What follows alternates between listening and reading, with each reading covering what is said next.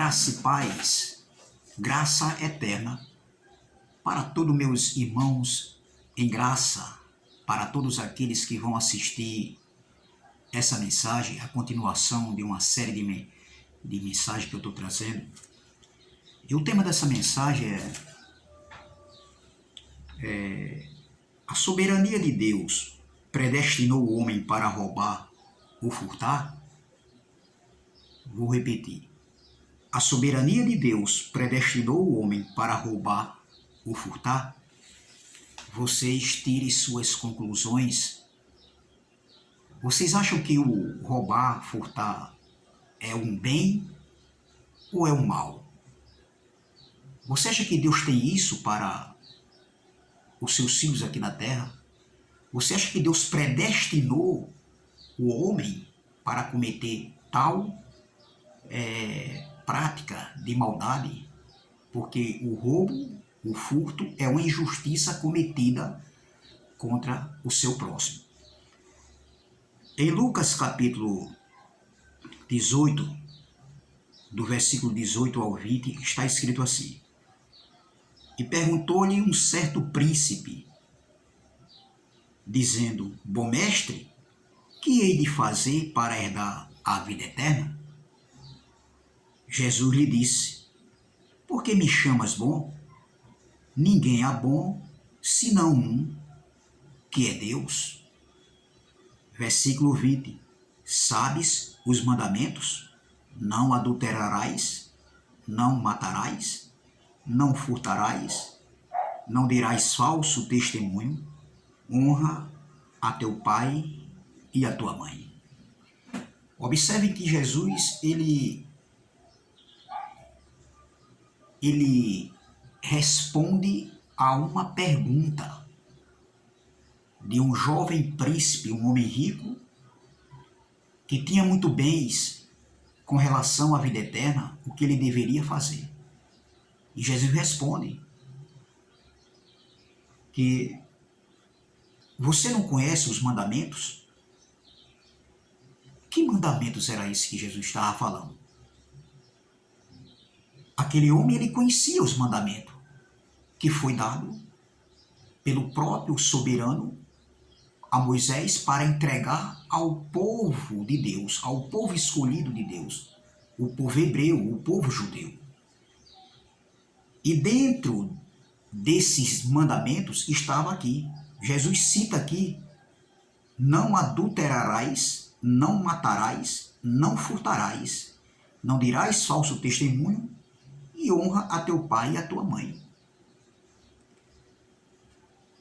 Você vê que no livro de Êxodo, capítulo 20, versículo 15, o próprio soberano, ele diz: não furtarás. No Antigo Pacto, existia leis acerca daquele que furtava, daquele que roubava.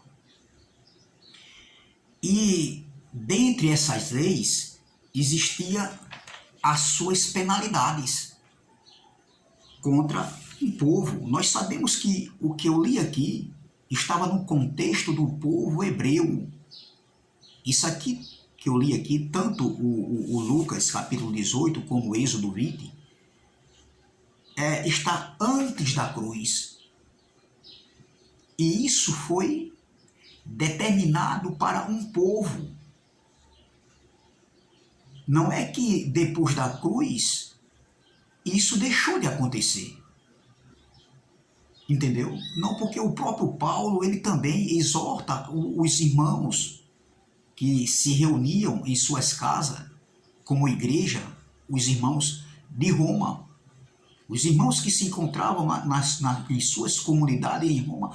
Paulo também exortou e alertou sobre isso, ensinou. Então veja, existiam leis acerca daqueles que eram povo de Deus, os israelitas. Você vai ver isso em Êxodo capítulo 22. Você vai ler várias leis acerca daqueles que cometesse tal erro, tal injustiça, porque roubar, furtar, isso é uma injustiça que você comete contra o seu próximo, contra o seu semelhante.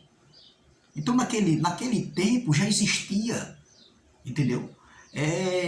Leis acerca desse tipo de crime, desse tipo de erro, desse tipo de maldade, porque é uma maldade em si, e Deus não aprovava. Deus nunca aprovou isso. Alguém pode dizer, mas se Deus sabe que o homem vai roubar, vai furtar, por que ele não evita? Ele, como é todo soberano, ele, como tem todo poder, ele é soberano. Meu irmão, as leis foram dadas para um povo, para que o povo viesse obedecer. E Deus, sabendo disso, que a maldade do homem vinha desde a sua mocidade, a sua meninice, como ele mesmo falou, lá em Gênesis, entendeu? Então, Deus deixou suas leis para que eles viessem obedecer. E por causa da sua desobediência, então, vinha o castigo, vinha as suas penalidades. Até hoje é assim. Existem leis no nosso país que combate, que é contra esse tipo de maldade, de injustiça, como, por exemplo, roubar e furtar. Eu anotei aqui no nosso código, no Código Penal, né, do nosso país, o artigo 155 fala sobre furtos. É o artigo 155. E o artigo 157 é roubo. Existe um diferencial no nosso Código Penal, né? Sendo que o artigo 155 é furto e o artigo 157 é roubo. Existe uma diferença sobre as penalidades, sobre esses dois tipos de crimes. A diferença entre furto e roubo está no modo como cada um desses crimes contra o patrimônio ou contra as pessoas são feitas, são elaboradas. No furto não há assim, se não tiver episódio de violência ou ameaça contra a vítima. Isso é do furto. O furto é quando não tem ameaça de violência ou ameaça contra a vítima. Tá entendendo? Uma ameaça de violência contra a vítima. Já no roubo, consiste na ocorrência de ameaça ou violência contra quem está sendo roubado. Você está entendendo que existe um diferencial? E a pena varia de 1 a 4 anos de prisão e multa. Então veja, no artigo 157, que está falando aqui de roubo, se for mediante a grave ameaça ou violência à pessoa, reduzindo a impossibilidade de resistência, a pena de reclusão é de 4 a 10 anos de reclusão. Veja que existe uma diferença, dependendo de como é feito a prática do ato. O furto e o roubo. Entendeu? Então existem essas leis no nosso país para coibir essas práticas, né, que o próprio soberano ele não admite, ele foi contra. Então será que o tema da mensagem é esse aqui que eu falei? A soberania de Deus predestinou o homem para roubar ou furtar? Se tudo Deus criou, ele como criador da criação, então ele criou tudo, inclusive o mal. E a pergunta é, Deus tem coisas ruins para a sua semelhança aqui na Terra?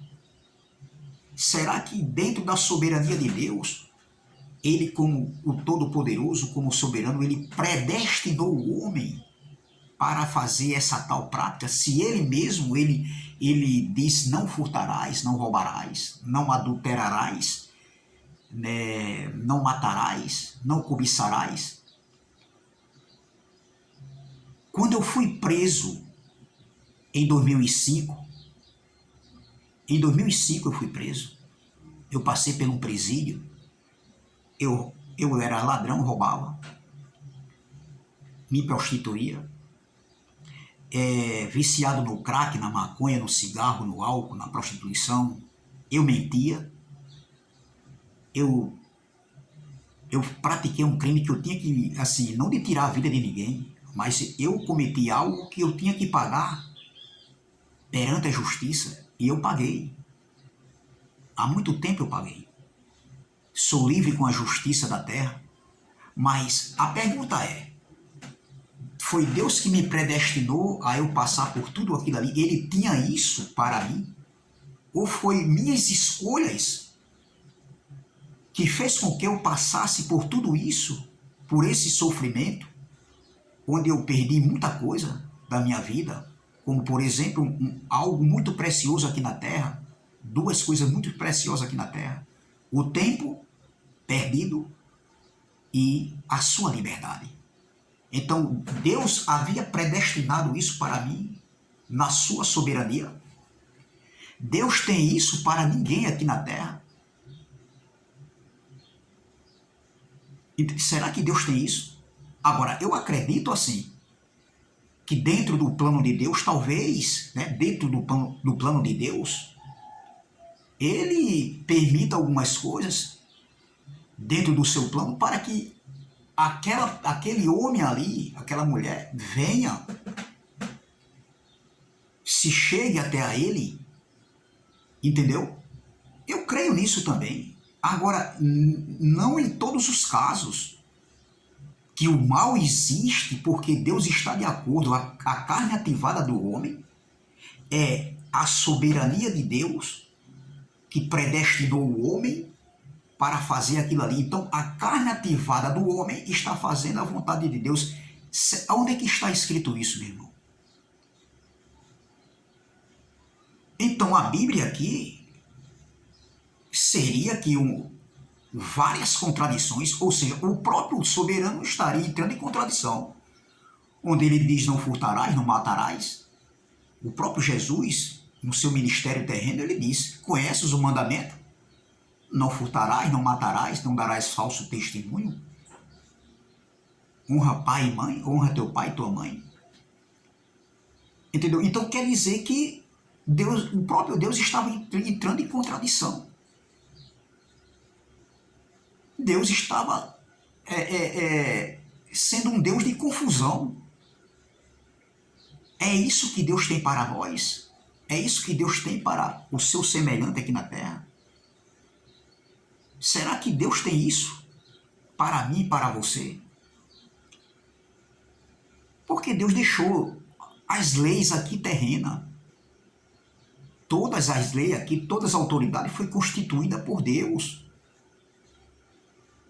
Então, se Deus tem isso para os seus filhos, dentro da sua soberania, se tem, na sua criação, porque Deus criou tudo e Ele tem isso, porque Ele é soberano e Ele predestinou o homem para isso, porque a carne ativada do homem está fazendo a vontade de Deus, e no final tudo é para a glória de Deus. Mas como?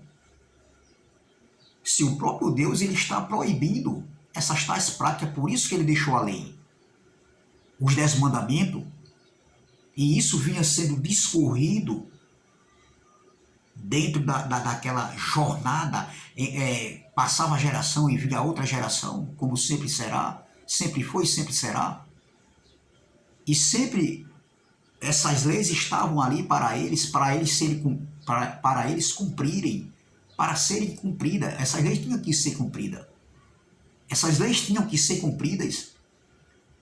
Por isso que Deus deixou para eles. E muitas vezes, por falta de desobediência, vinha o quê? O castigo. Quem quiser acreditar, acredite. Em colocar, dizer que o juízo de Deus sobre Israel, usando a espada do general Tito, ali era o mal, porque Deus está no controle do mal, da carne ativada do homem. Ali existiu um propósito. O juízo de Deus existiu um propósito, meu irmão. Assim como foi também quando Deus usou a espada de Nabucodonosor.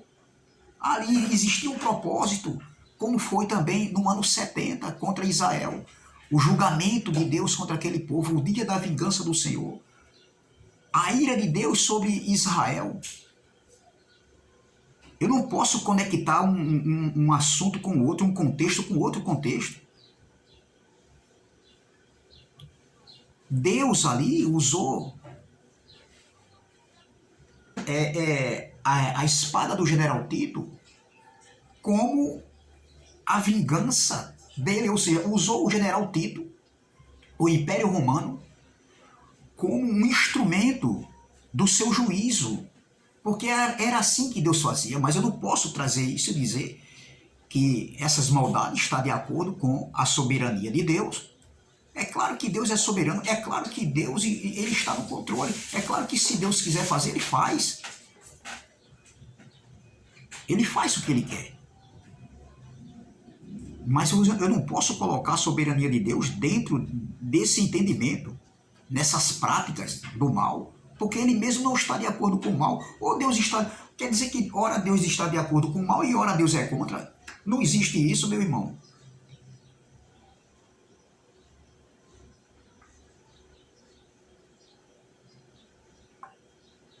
Nós temos que saber analisar o contexto, cada evento, cada passagem da Bíblia. Eu, particularmente, eu não acredito assim. Quem quiser acreditar e entender dessa maneira, e também absolver, você é livre. Eu, particularmente, eu não acredito dessa maneira. Então, como eu estava falando, eu fui para um presídio, onde passei por 2 rebeliões, vi 2 sendo assassinados de faca perto de mim, outro ser esfaqueado, aquele escapou. Eu vi pessoas próximo de mim, no galpão onde eu estava, na cela onde eu estava, ser baleado por guardas, né? Segurança já da guarita, e atiraram para dentro de nós. Entendeu? Então, ali era da vontade de Deus? Não. Então, veja, aqui eu li Lucas, vamos para Romanos, capítulo de número... Vamos para Levítico capítulo 19, ainda no Antigo Pacto, ainda aqui o livro do Pentateuco, a Torá, Levítico capítulo de número 19, que diz assim, e o versículo 11 diz assim: Não furtarás, versículo 11, Levítico 19, versículo 11, não furtarás, nem mentireis, nem usareis de falsidade cada um com o seu próximo. Olha aqui. Aqui era a repetição de diversas leis. Moisés estava ali, né, passando algo que Deus havia passado para ele. Nem jurareis falso pelo meu nome, pois profanarás o nome do teu Deus. Eu sou o Senhor. Não oprimirás o teu próximo, nem o roubarás. A paga do diarista não ficará contigo até pela manhã. Então veja, tanto no Antigo Pacto, como na Nova Aliança, no Novo Pacto, nós vamos ver essas advertências. Você quer ver? Romanos capítulo de número 13. Paulo escrevendo para os irmãos que se encontravam, que se reuniam em suas casas em Roma. Romanos capítulo 13, versículo de número 9, diz assim. Versículo 9. Romanos capítulo de número 13, versículo de número 9, diz assim, ó: Com efeito, não adulterarás, não matarás, não furtarás, Não darás falso testemunho, não cobiçarás, e se há algum outro mandamento, tudo nesta palavra se resume: amarás ao teu próximo como a ti mesmo. É amará o teu próximo como a ti mesmo? Ou é estar em guerra com o teu próximo como a ti mesmo? Ou é furtar, roubar, matar, cobiçar? Então, se tudo isso, matar, roubar, cobiçar, adulterar, dar falso testemunho, se isso estiver dentro, conectado com a soberania de Deus para o homem aqui na terra, então a Bíblia, de um modo geral, a gente vê contradição, ou seja, a gente vai ver um Deus como assim, como homem, ou seja, as características de Deus, as palavras de Deus, como se fosse um homem, porque o homem ele muda e Deus não muda. Ou seja, o homem, ele mente, e Deus não é mentiroso. Ele não mentiu na sua essência como soberano, e nem tampouco quando ele veio aqui na pessoa de Jesus Cristo, Jesus também não mentiu, porque o Espírito que estava em Deus era o próprio Deus. Ali era o Espírito de Deus revestido de carne na pessoa de Jesus Cristo. Entendeu?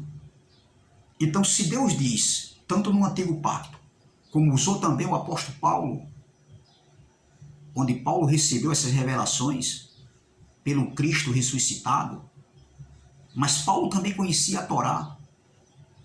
Em nenhum momento, Paulo diz que a maldade do homem está conectada com a soberania de Deus, ou seja, a carne ativada do homem está fazendo a vontade de Deus.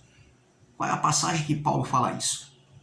Pelo contrário, Paulo está dizendo aqui, ó, com efeito, não adulterarás, não matarás, não furtarás, não darás falso testemunho, não cobiçarás. E se há algum outro mandamento, tudo nesta palavra se resume: amarás ao teu próximo como a ti mesmo. Paulo está falando aqui depois da cruz. Veja que eu li várias passagens aqui, antes da cruz e depois da cruz. E a gente não vê isso Deus consentindo e de acordo com a carne ativada do homem fazendo a vontade de Deus. É bem verdade que Deus é o criador de tudo, mas usar a maldade, o mal, concordando, dizendo que Deus ele está de acordo com um avião que cai. Ah, mas se Deus, sabendo que o avião vai cair, por que Deus não evitou? Pô, meu irmão, nós estamos na Terra. O mundo espiritual é o mundo espiritual.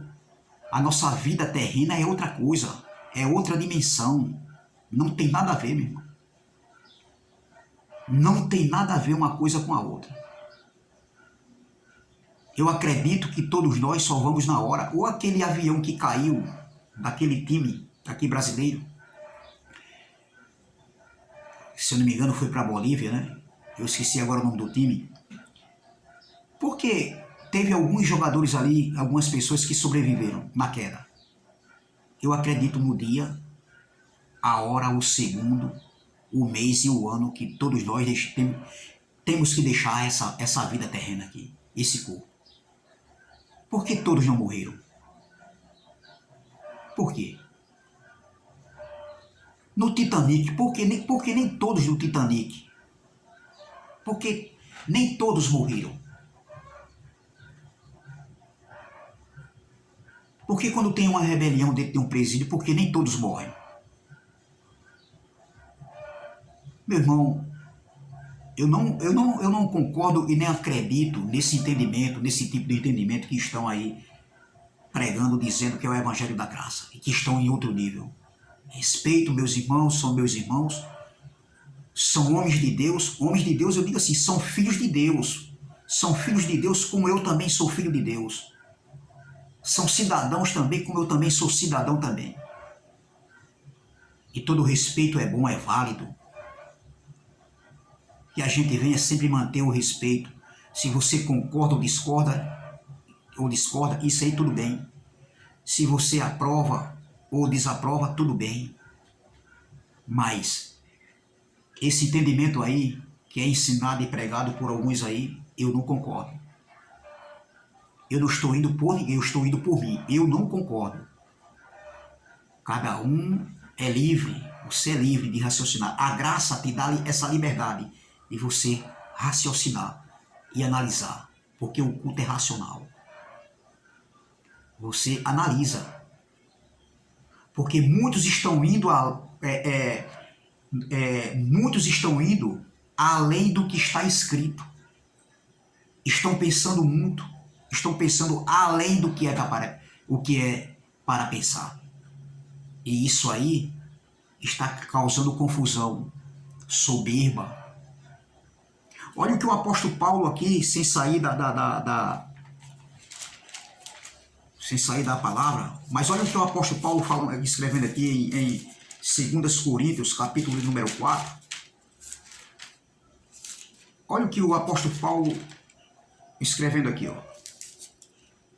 2 Coríntios, capítulo número 4. Deixa eu ver aqui. Então, 1 Coríntios, capítulo número 4, diz assim, ó. Paulo está falando a respeito dos ministros, naquela época ali, os ministros de Cristo. Olha o que ele está dizendo.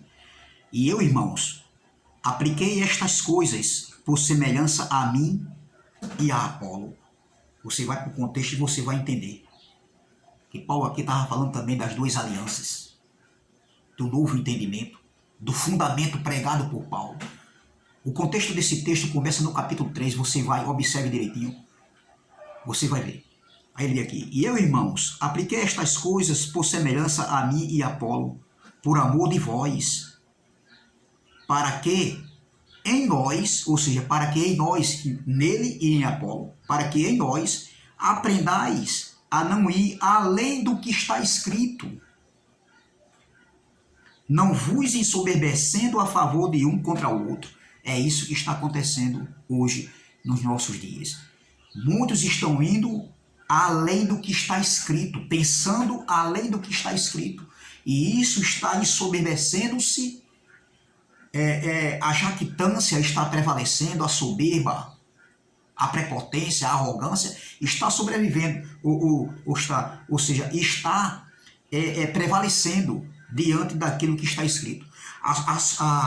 A soberba está prevalecendo, chegando alguns a dizerem que estão em outro nível, estão num nível mais avançado e que a graça, o evangelho da graça não é mais para ser pregado.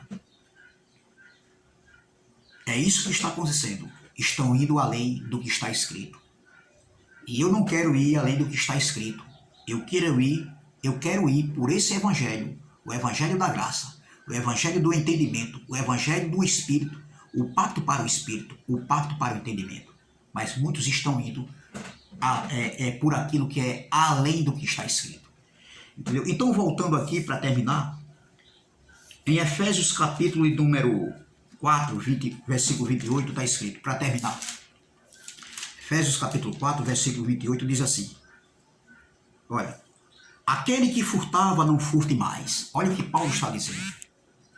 É para furtar? É para roubar? O roubar é uma maldade? É uma injustiça? Sim. Furtar é uma maldade? É uma injustiça? Sim. Deus concorda com isso? Não. Então, Paulo diz, aquele que furtava, não furte mais. Antes trabalhe fazendo com as mãos o que é bom. Olha, é para fazer com as mãos o que é bom ou o que é mal. Fazendo com as mãos o que é bom, para que tenha o que repartir com o que tiver necessidade. Trabalhe com as suas mãos. Faça o que é bom. Trabalhe com as suas mãos e faça o que é bom, para que você, tendo para você, você venha a repartir com aqueles que são necessitados, que estão necessitados. Então, eu não concordo. Faça as suas conclusões, analise. O tema da mensagem é: a soberania de Deus predestinou o homem para roubar ou furtar? Se isso está dentro da vontade, da soberania de Deus, conectado com a carne ativada do homem, você decide a quem dá ouvido e a quem está ensinando, passando esse tipo de entendimento para vocês. Você decide. É pegar ou largar. Eu, particularmente, não acredito e não creio. E não penso dessa maneira e nem aprovo. Vou continuar refutando. Nada contra ninguém. Mas dentro desse evangelho eu vou refutar. Eu vou combater o bom combate pelo evangelho da verdade. O evangelho do entendimento. Amém? Que nos edifica. Graça e paz, graça eterna. Se inscreva no canal, ative o sininho. Canal Democracia Espiritual. Compartilhe, dê seu like, ajude esse canal. Quanto mais você dá like, mais o YouTube entende. E mais você está me ajudando nesse canal. Ative o sininho para receber as notificações. Canal Democracia Espiritual. Amém? Canal Democracia Espiritual. Graça e paz e até a próxima, se Deus assim o permitir.